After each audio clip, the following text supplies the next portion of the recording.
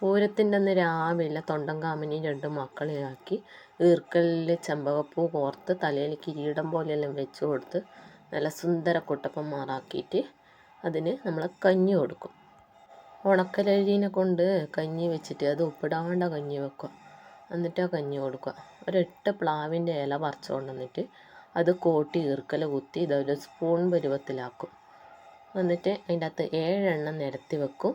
ഒന്നിനെ കൊണ്ട് കോരിയിട്ട് ഇങ്ങനെ എല്ലാ കാമിനും കഞ്ഞി വിളമ്പി കൊടുക്കും. കണ്ടോ? അതിന് ശേഷം ഒരു 7 വിളക്കത്തിരി കത്തിച്ചിട്ട് ഇങ്ങനെ ഓരോ കഞ്ഞിൻ്റെ സൈഡിലായിട്ട് ഇങ്ങനെ വെച്ച് കൊടുക്കും. കാമൻ കഞ്ഞി കുടിക്കൂലോ എന്നൊന്നും അറിയില്ല. പക്ഷേ ഇത് പണ്ടേ ഉള്ള ആചാരമായതുകൊണ്ട് അത് നമ്മളും അതേപടി പിന്തുടരുന്നു എന്ന് മാത്രം. കഞ്ഞിയെല്ലാം വിളമ്പി കൊടുത്തിട്ട് അവൻ കാമൻ കുറച്ച് വെള്ളമെല്ലാം കൊടുത്തിട്ട് അതിന് ശേഷം ആ കിണ്ടി എടുത്തിട്ട് ഒന്നിങ്ങനെ വലത്ത് വരും കാമന. അത് കഴിഞ്ഞിട്ട് ആ കിണ്ടിയിലെ വെള്ളം കൊണ്ടുപോയിട്ട് പ്ലാവിൻ്റെ മൂട്ടിൽ ഒഴിക്കും. അതോടും കൂടി കാമന് കഞ്ഞി കൊടുക്കൽ ചടങ്ങ് അവസാനിക്കും. അങ്ങനെ കുട്ടി ചെയ്ത അമ്മമ്മേൻ്റെ കയ്യിൽ നിന്ന് കിണ്ടി വാങ്ങിയതാ കാമന വലത്ത് വരുമെന്ന്. ആടെ നമുക്ക് അത്രേ സ്ഥലമുള്ളൂ.